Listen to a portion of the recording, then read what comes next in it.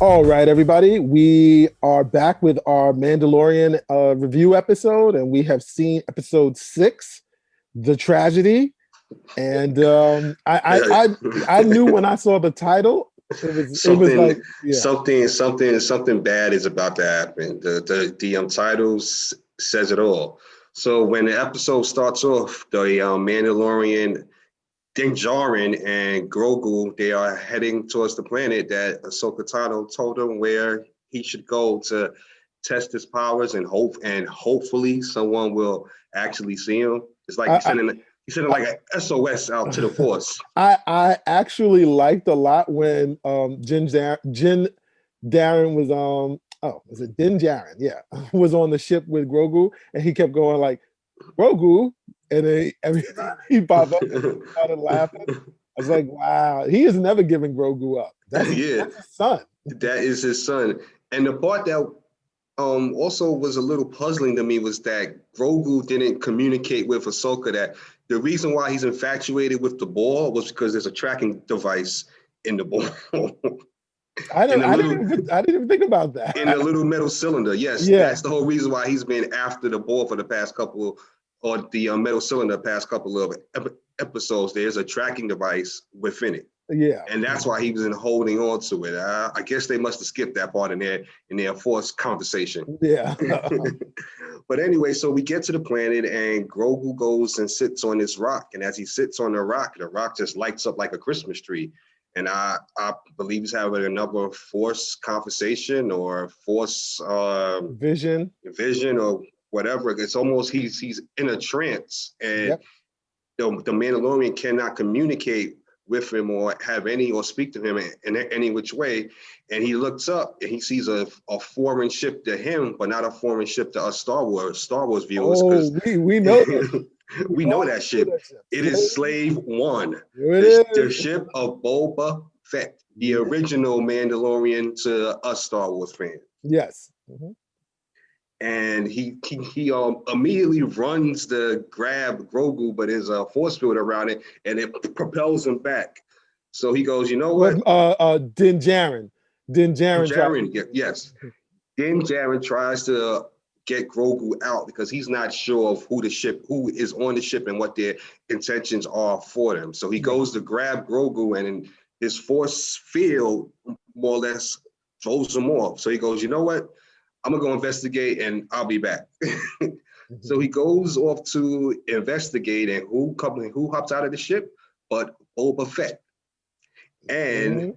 and if anyone remembers from season one, Ming Na Wen, she was an assassin hired by the Imperials last season, but she was left for dead. But Boba Fett nursed her and brought her back to health. It looks like robot, some robot parts, android parts. Was Yeah. she always a half and Unknown. Her okay, character in the show, her character name was Fennec Shand. gotcha. Fennec Shand. Yep. She was an assassin that was hired with Mando and Bobby Cannavale's son. I can't remember his son's name, but yeah, So and that's where we saw her last. Yeah. So as usual, they have a typical Mandalorian greeting, and I guess that means we shoot at each other first, and then we ask questions later. Like, hey That's the Tom, how you Mando doing? How way. you doing? How you doing? How you doing? How you doing? That's the Mandalorian way. So we have a bit of a standoff because he has on the Beskar armor, and nothing could penetrate that. But they come to a standstill when Boba Fett tells Din Djarin that I have a sniper set up. And he's like, "What? Your bullets is not going to affect me." He goes, "Well, the sniper's not for you. It's for the little baby. Baby Grogu was about to get popped, Right. one in his dome piece." Exactly. Unfortunately. So they have a conversation that goes back and forth with Boba Fett telling the Mandalorian that, the armor that you received from the gunslinger in our first episode is my rightful armor, and I want it back. So the Mandalorian is puzzled because in his mind, once you lose your armor, you aren't a Mandalorian anymore. That is correct. And we are fully brought up to speed as to how he survived the Sarlacc pit. I guess that's another story for another day. But before they could engage in the back and forth, An Imperial ship lands with a bunch of stormtroopers that hop out. And they come to agreement that I'll help you fight off these stormtroopers if you give me back my arm. I'm not sure if the Mandalorian agreed to it, but he wasn't in a position of power then, so I think he might have went along with the agreement just to get some help. So I think the agreement, and I could be wrong, but I think the agreement was to get Mando and Grogu to like the end of the quest. Because he said, I'm quested with taking this child back to his home planet. And he said, okay, he said, all right, then in order for me to get my armor back, I will escort you there safely. Yes. And look at Boba being a good guy. I know, right? That was weird. For all of our years in Star Wars, I've never known him to be a charming fellow, but that was a very charming thing to do, very engaging on his part. Well, he's showing a bit of chivalry. Well, the thing is this: Boba in the movies, and Boba in I guess the Clone Wars was kind of a bounty hunter, cutthroat character. But Boba in the extended universe was like, remember, he was the Mandalore, and he was like all about protecting his people and like protecting those who couldn't protect themselves. He was essentially that kind of. He was Din Djarin in the novels. And I'm gonna jump ahead, but if that's eventually where we end up, I will bow at the altar of Dave Filoni and Jon Favreau. If it ends with Boba sitting on the chair as the Mandalore, I mean, what else could Star Wars fans of the expanded universe or legends, as they call it, even ask for? I don't see that happening, only because they've already established Bo-Katan, and they, it's kind of like. But she doesn't know about Boba Fett. But Boba Fett, so. I mean, the Mandalorians, the way the Mandalorians are in the Clone Wars and all of that, Boba would not even count because Boba's one of the foundlings. Well, I'm jumping ahead, but Boba's is not a born Mandalorian. Like, gotcha. I mean, she could always get popped. Could, but it still wouldn't go. Katie Sackhoff might be a bit too expensive to have on a weekly episode, but I don't. But once again, it won't be Boba. It's too many people ahead of him. Boba's part of Death Watch. That's just wishful thinking on Tom and I's behalf. But getting back to the episode, so we see what Boba Fett could actually do, because he is just wearing these stormtroopers out without even breaking a sweat. Yep. I mean, he kicked more ass in this episode than he did in any of the 2 episodes that he was in prior to, any of the 2 prior films that he was in. You didn't really see him do much in the films. The only time you actually saw him do anything, I think, was in Return of the Jedi, when he was like shooting a little bit, and then Luke. But he missed, though. Yeah, he missed, and then Luke hit his jetpack, and then he went into the Sarlacc. Then he went to the Sarlacc pit. So yeah, we actually saw Jango Fett do a little bit more. Yes, Jango Fett in the originals, in the prequels. Mm-hmm. But yeah, so getting back to the episode, and the Mandalorian goes again to free Grogu from the force field, and this time he gets thrown even further away and gets knocked out. So while Ming-Na Wen and Boba Fett is beating up stormtroopers, our resident hero is unconscious for about a good 5 minutes. Right. So finally, Boba Fett, he goes, you know what? He looks and he sees the Mandalorian ship. Right. And he goes and gets his armor. So we finally see him with the Boba Fett Mandalorian armor that was made famous from when he came to grab Han Solo out of the freezer in Empire Strikes Back. A little bit rusted, but still. It was a rustic feel, Tom. I mean, what was funny was the armor was way too big for Timothy Oliphant and way too small for Tamura. Yeah, it looked like somebody washed it or like hot washed or something like that. It was a very snug fit. And then he has on that like Jedi-like robe. Yeah. So it's not he needs to get back the Boba Fett suit back. Yeah. I think it was a sand person robe. whatever it was. It looks too big for him. So Yeah, a Tuscan Raiders robe. So the Mandalorian finally comes to his senses, and he realizes that, you know what, I'm going to leave Grogu there. I'm going to engage the stormtroopers and hold them off for as long as I can. So we have him fighting. We have Fennec Shan fighting, and they're keeping the stormtroopers at bay. And then we see Boba Fett appear in his armor, and it's just the stormtroopers. Game over. Game over. They become chum in the water, and they killed a lot of stormtroopers. I was reading somewhere they killed about 72 stormtroopers. Nice. So as the fighting and commotion is going on, we see Moff Gideon appear, and we're not exactly sure what ship he's in, but he goes, release the dark troopers, and the dark troopers descend from out of his ship, and they're flying. They actually resemble Mandalorians, but they are built in jetpacks, and they go and they snatch Grogu from that force rock he was sitting on, and they kidnap him. Boba Fett is who is now currently piloting Slave Ship 1. Radios to the Mandalorian. He asks, "Do you want me to take him out?" He goes, "No, you might hit the kid." Right. So he follows them, and when he follows them, he sees an Imperial ship, and he tells the Mandalorian they're back, and he's like, "Who's back?" He goes, "The Empire is back," and Moff Gideon and the Imperial cruiser, they take off. But before they take off, they blow up the Mandalorian's home, his pride and joy, his ship. Right. I cannot remember the name of it. Like they say it over and over, but yeah, I'm gonna miss that ship. His ship is no more. But the only thing that did make it out of the ship was the little metal cylinder ball that Grogu has a fascination with. Yep. And the Beskar spear. Yep. That he got from working with Ahsoka Tano. Exactly. So there you have it, Thomas.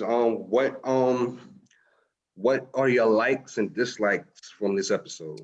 Well, I have absolutely no dislikes. I mean, it was very surprising because that's what I was gonna say. Going into this day, we thought today was going to be a floater. If you follow the Mandalorian, it's one good float, good float. Yeah, I was so excited, and honestly, I feel like they've taken a turn for the better, because now what's going on is like each episode, like I mean, since the Jedi, it was like, okay, so take him to Titan, and you're like, oh, okay, all right, well, you know, we got to get our slow episode, then we're gonna get to Titan, and the next episode we're on Titan, and I'm thinking, oh, okay, well, he'll probably get to the top of the mountain that by the end of the episode, and it'll pick up. Nope, start top of the mountain. Well, he probably is not gonna get touch the jet. He's not gonna get force sensitive, and then it's like, whoa, what's gonna happen? And Boba jumps in, and Boba's killing everybody. Moff Gideon gets, and it's like, whoa. I made the mistake of looking at Twitter this morning. There has to be some sort of moratorium of when people could mention anything. The moratorium is from 3 a.m. when it's dropped to 4 a.m. As soon as you open Twitter and you look at what's trending, the first name that was trending was Boba Fett. So I knew from the beginning that, oh, he's making an appearance. But you know what? We actually forgot. So we actually forgot some of the best scenes of the show. We go back to Moff Gideon's Star Destroyer, right? And he has baby Grogu in a detention center. And baby Grogu was playing bumper cars with two stormtroopers, swinging them back and forth. I mean, but I will say this: it was reminiscent of Darth Vader, just tossing them around like ragdoll. You see his little fingers; they just go like 3 fingers, like he just smashes them together, and you're like, whoa! It's like, okay, so I see now why Ahsoka did not want to train this guy.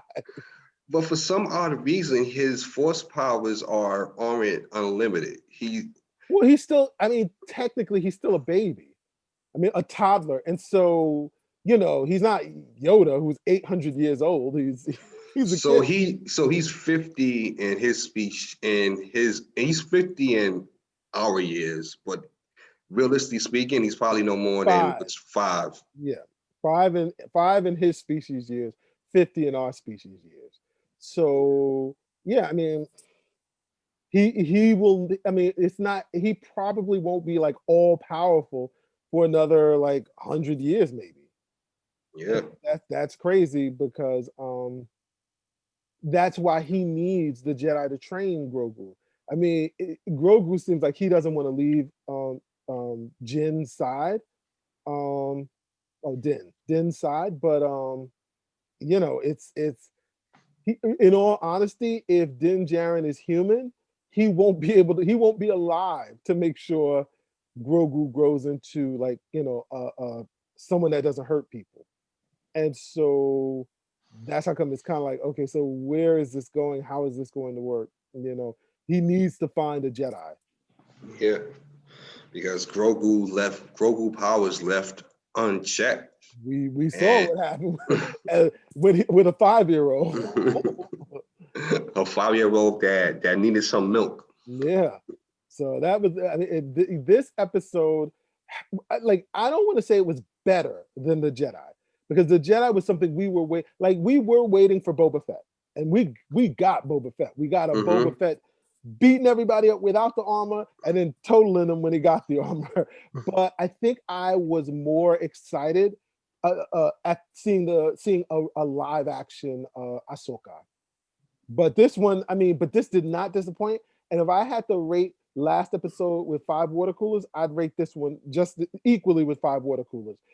But like I said, last episode was a little more excited because I knew what I was getting.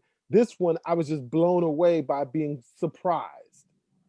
Yes, we had as the season they're in their second season now, so it's usually they'll give us a major character, then they never circle back. Right. But to have that character circle back, and what I do like, especially for fans of the Mandalorian who aren't diehard Star Wars, they'll give you a refresher. Yeah. Yeah. So this happened in season 1, in which we saw, and I think I might have mentioned to you last year when that episode, I said it's one of two things: the character that was walking to Fennec Shad was either the gunslinger from the Aftermath novels or Boba Fett. Well, And everybody on Twitter was like, he has Boba Fett's, like, I don't know what you call them on your like boots, like whatever thing he the Spurs. Yeah, he had the Spurs. So everybody was like, "Oh, it's Boba, it's Boba, it's Boba," and I was like, I don't remember what Boba's Spurs look like. So yeah.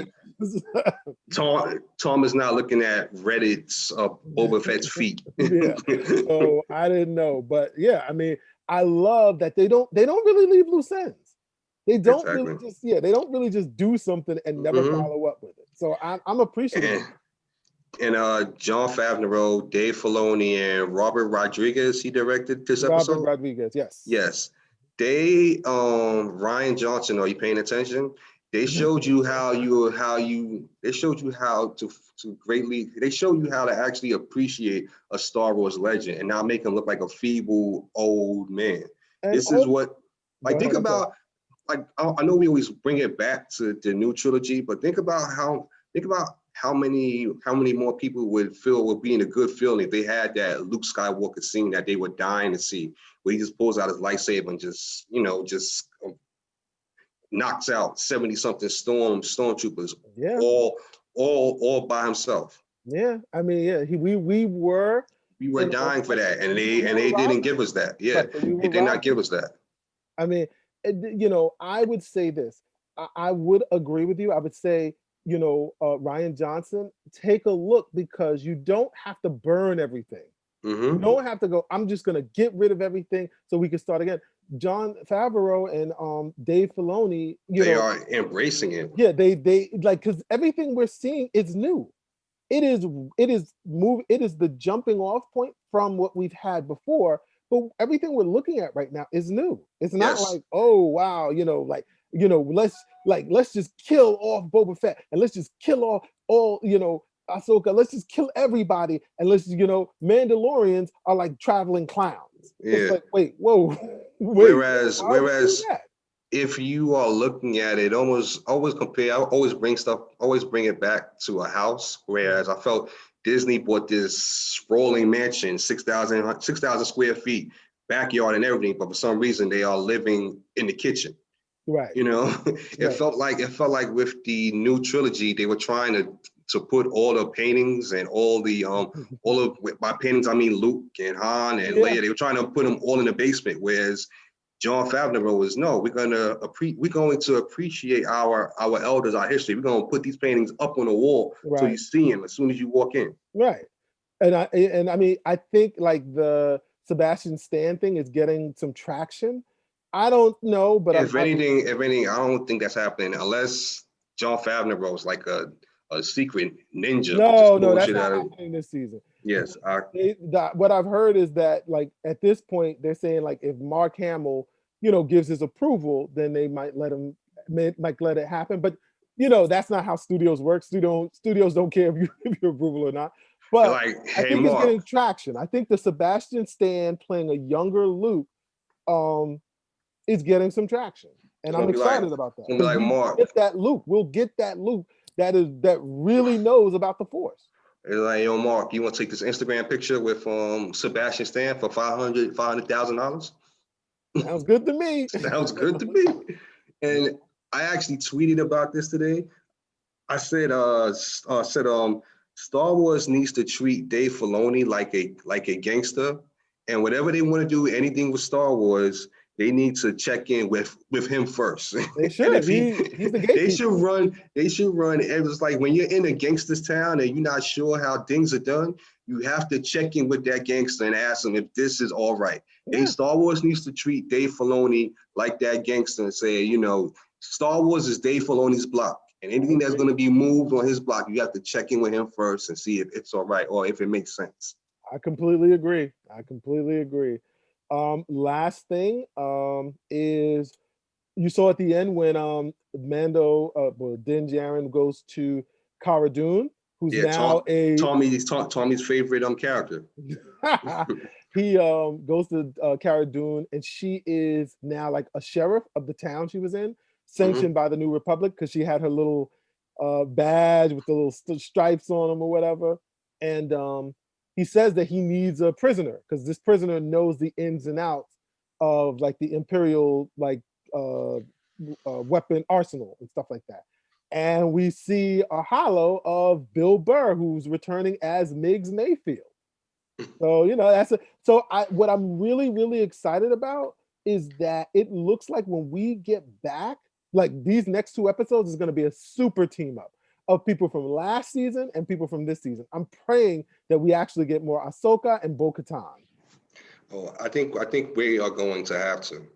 Yeah. Because the main reason why she didn't want to train Baby Yoda or Grogu, the reason why Ahsoka did not want to train, she had reservations of him falling to the dark side. Right. So once she finds out that the Empire has him, please believe.